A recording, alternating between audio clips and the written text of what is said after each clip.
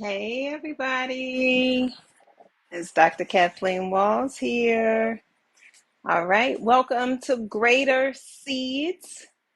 Okay, it says it's notifying people that I'm going live. All right, so for those of you who are joining me already, it is Greater Seeds.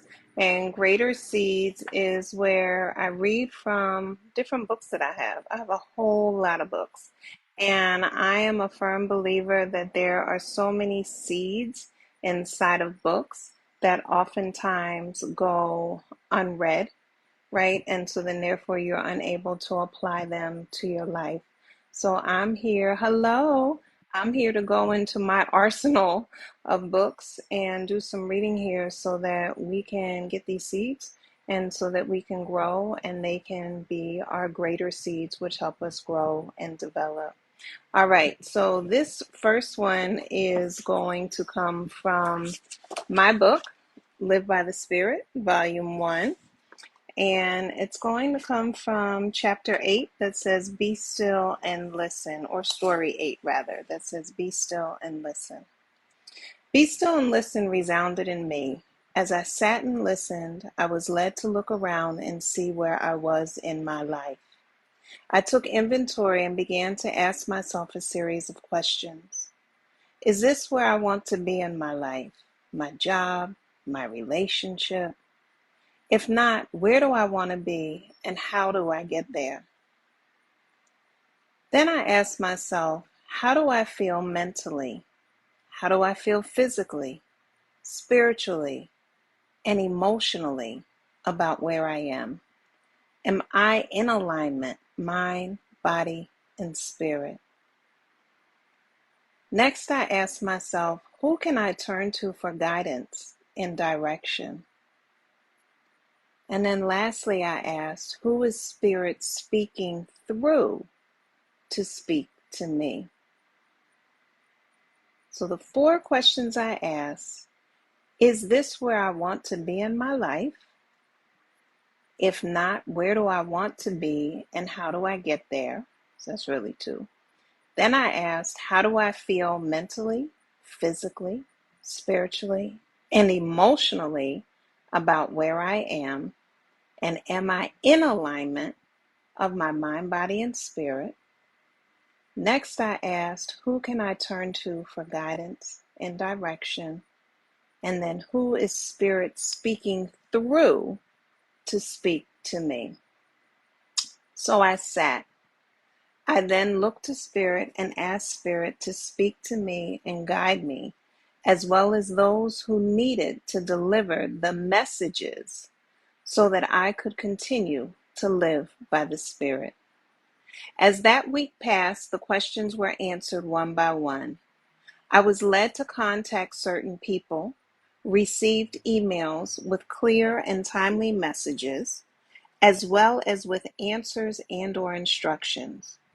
I also found myself having the same conversation over and over, which was a sign that Spirit was speaking and I needed to listen. I began to look at the quote-unquote writing on the wall, and I read it. As I comprehended the clear messages before me, the struggle within me ceased. The courage within me sprang forth. I did what was needed to make changes, and divine peace was restored. I encourage you to take a few moments and answer the questions above. It is important to pay attention to your bodily reactions as you receive each answer and clarify what these bodily reactions mean to you and for you. For instance, I noticed that sometimes I experience tightening in my shoulders, pangs in my stomach, shortness of breath, and headaches, clear signs that I had made or was about to make a decision out of alignment with my greatest self, that I was about to be person-led instead of spirit-led. So take a moment, stand in the mirror, so to speak, and pay attention to all the ways that Spirit is speaking to and through you. God bless and live by the Spirit. So that passage is from my second book, Live by the Spirit. Welcome everyone who's joining. This is the second passage from Live by the Spirit, Inspired Thoughts, Volume 1. Yes, the book is available on Amazon. And again, it's just daily reminders, right? Daily messages that we receive. And this one was entitled, Be Still and Listen. So many times we're not listening to the messages that are right before us, that we're giving ourselves, that we receive ourselves. And so it's important not only to ask these questions like, is this where I want to be in my life? But it's also important to answer the question as well. All right. We have to make sure that we're taking time to answer these questions so that we recognize when Spirit is speaking to us and directing us towards our greatest self. It's important for us to get clear, are the relationships that we have going on in our life, are they helping us or are they hindering us? Are they holding us back into a version of ourselves that we've been desiring to leave and grow out of?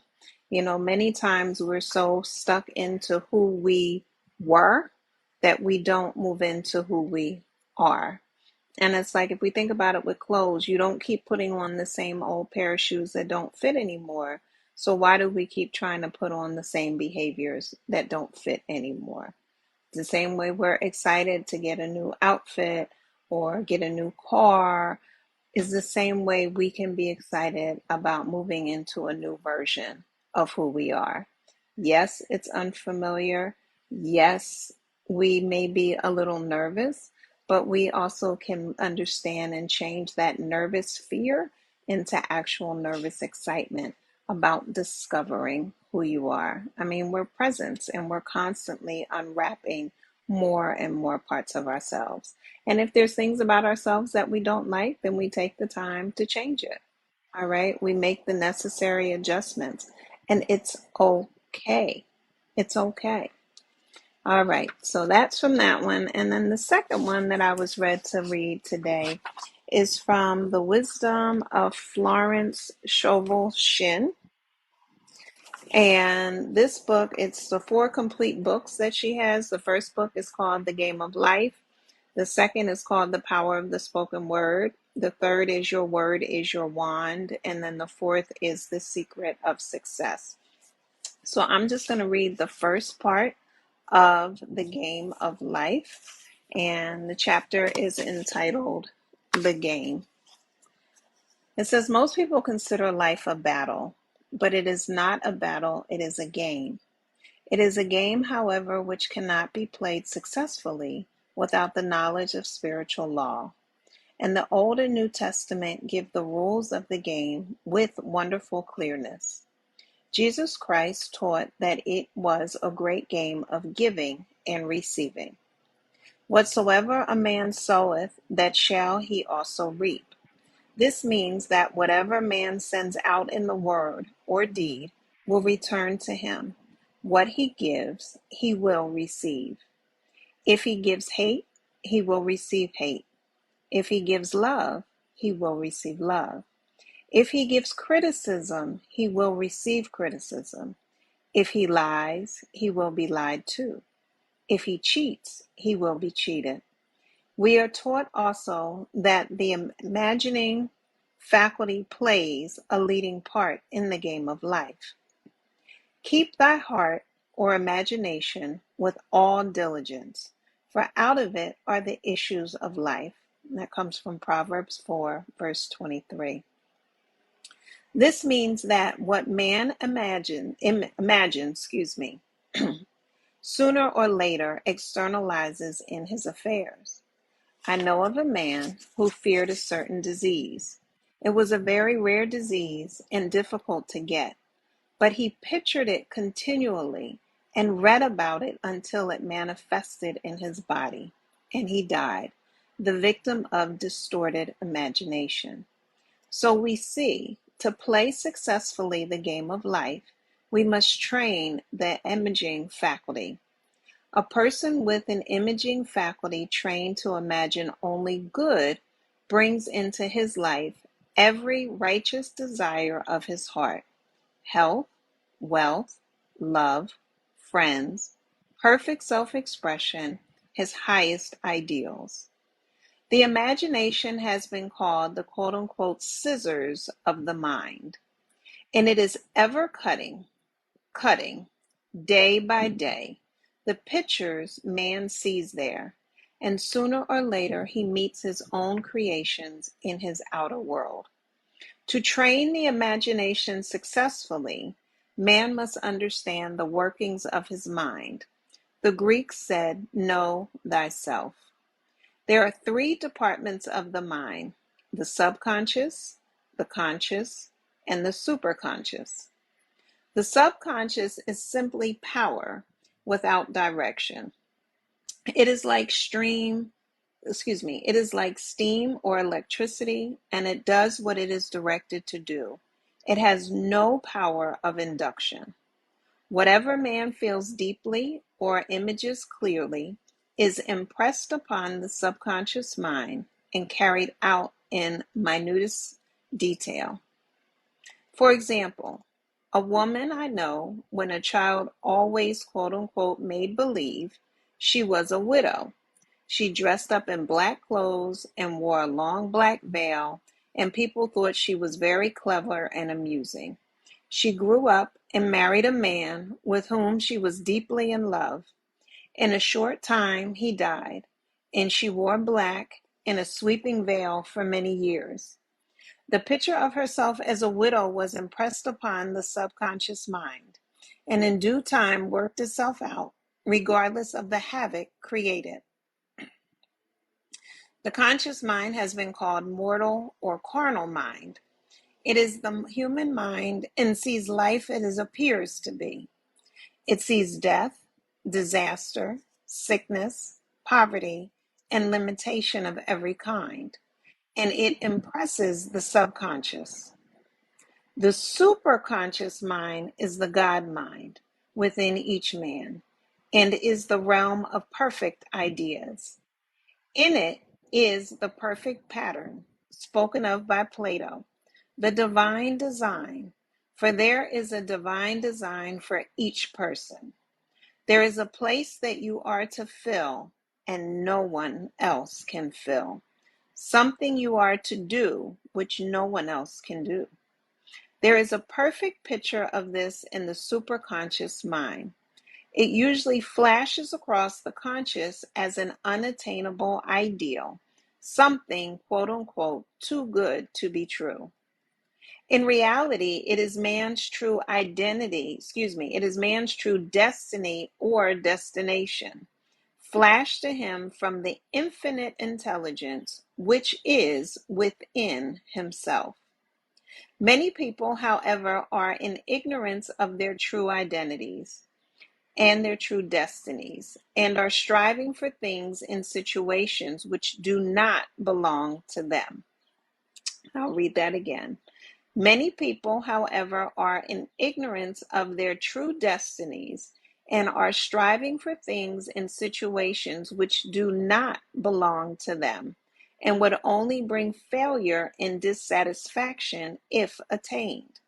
For example, a woman came to me and asked me to quote unquote speak the word that she would marry a certain man with whom she was very much in love. She called him AB. I replied that this would be a violation of spiritual law, but that I would speak the word for the right man, the divine selection, the man who belonged to her by divine right. I added, if AB is the right man, you can't lose him. And if he isn't, you will receive his equivalent. She saw AB frequently, but no headway was made in their relationship. One evening she called and said, "Do you know, for the last week, AB hasn't seemed so wonderful to me?" I replied, "Maybe he is not the divine selection. Another man may be the right one." Soon after that, she met another man who fell in love with her at once and who said she was his ideal.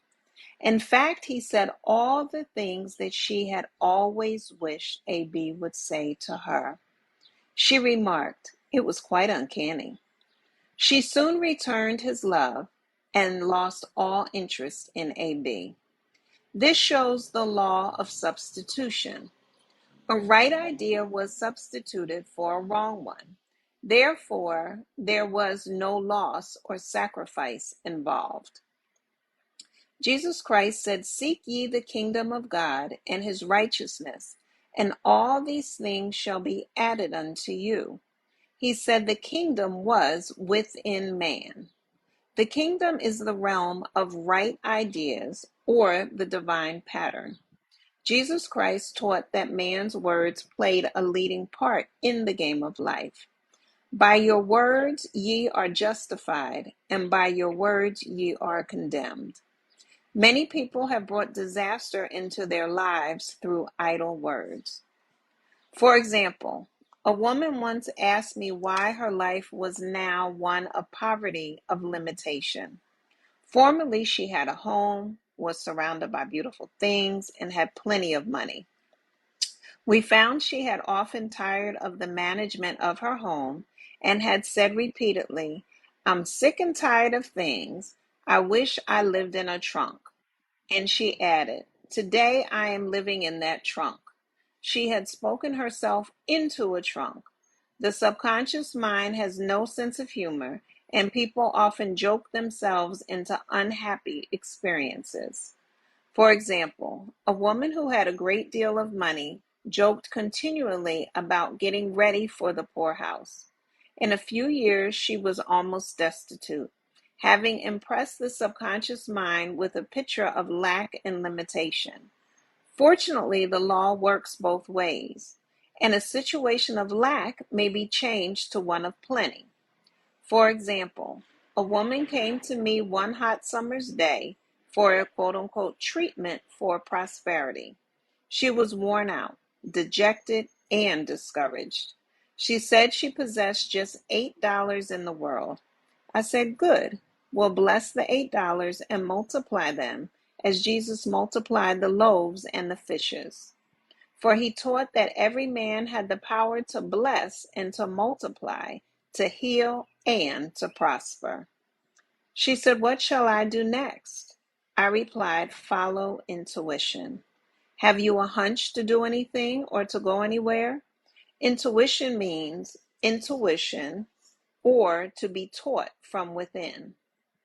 It is man's unerring guide, and I will deal more fully with its laws in the following chapter. The woman replied, I don't know. I seem to have a hunch to go home.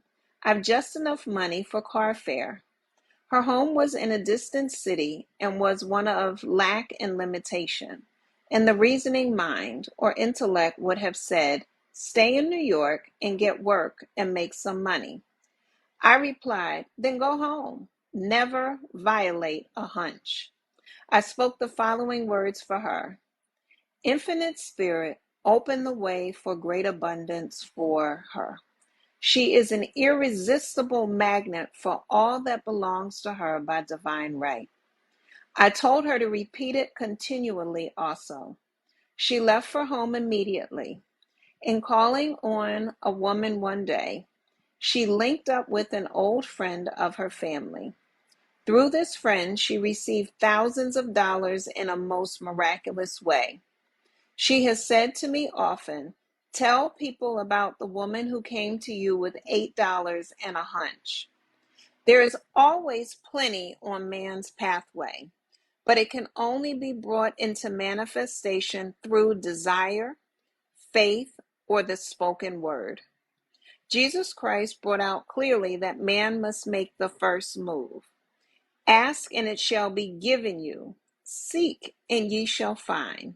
Knock and it shall be opened unto you. In the scriptures we read, concerning the works of my hands, command ye me. Infinite intelligence. God is ever ready to carry out man's smallest or greatest demands. Every desire, uttered or unexpressed, is a demand. We are often startled by having a wish suddenly fulfilled. For example, one Easter, having seen many beautiful rose trees in the florist's windows, I wished I would receive one, and for an instant saw it mentally being carried in the door. Easter came, and with it a beautiful rose tree. I thanked my friend the following day and told her it was just what I had wanted. She replied, I didn't send you a rose tree. I sent you lilies. The man had mixed the order and sent me a rose tree simply because I had started the law in action and I had to have a rose tree. Nothing stands between man and his highest ideals and every desire of his heart but doubt and fear. Let me read that again. Nothing stands between man and his highest ideals and every desire of his heart but doubt and fear. When man can wish without worrying, every desire will be instantly fulfilled. I will explain more fully in a following chapter the scientific reason for this and how fear must be erased from the consciousness. It is man's only enemy: fear of lack, fear of failure, fear of sickness, fear of loss, and a fear of insecurity on some plane. Jesus Christ said, Why are ye fearful, O ye of little faith? In Matthew chapter 8, verse 26. So we can see we must substitute faith for fear. For fear is only inverted faith. It is faith in evil instead of good. The object of the game of life is to see clearly one's good and to obliterate all mental pictures of evil. This must be done by impressing the subconscious mind with a realization of good.